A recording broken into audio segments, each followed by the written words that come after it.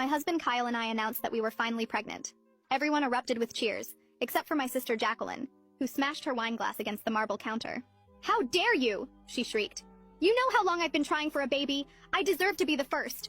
Mom tried to tell her 19-year-olds aren't ready for a baby, but Jacqueline refused to back down. She grabbed her purse, then dramatically stormed out yelling that I better abort my baby within 1 week, or else she's getting the police involved.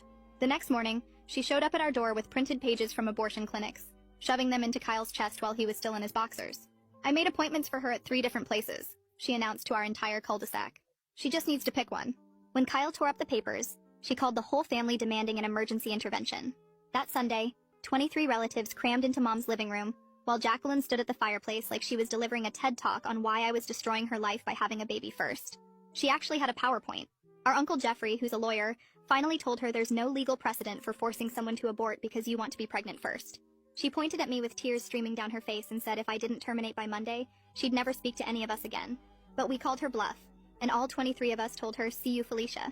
She actually left sobbing, and we didn't hear from her for a long time. And then, 7 months into my pregnancy, we were having our baby shower when the door flew open. It was Jacqueline. She walked in with her hand on a massive belly, wearing a shirt that said, "First grandchild loading." Everyone went silent. Mom dropped her cake knife. "Surprise! I'm almost due," she announced, spinning around so everyone could see. "I got pregnant right after that horrible meeting where you all betrayed me. I'm 10 weeks away from giving birth." Nobody was impressed, and when I decided to screw with her and mentioned my due date that was 8 weeks away, her face turned deep red with anger. She grabbed my arm and whispered the dates didn't matter because she'd make sure hers came first, then left before anyone could respond. My mom called me that Tuesday bawling her eyes out. She'd found out from Jacqueline's roommate that Jacqueline had been taking black market labor induction substances she'd bought from some website in Romania, risking her baby's life to deliver before me. Now, Jacqueline was in the ICU, but not because of the substances. Turns out, Jacqueline had found some girl on Craigslist whose mother used to be a midwife in the Philippines, and paid this girl to perform a C-section in her living room. The girl kept refusing, saying Jacqueline was only 31 weeks. But my sister threatened to do it herself with kitchen knives if she didn't help. They used box cutters sterilized with vodka. Jacqueline lost so much blood that her neighbor saw it seeping under the apartment door. The baby somehow came out alive, but he was purple and barely breathing.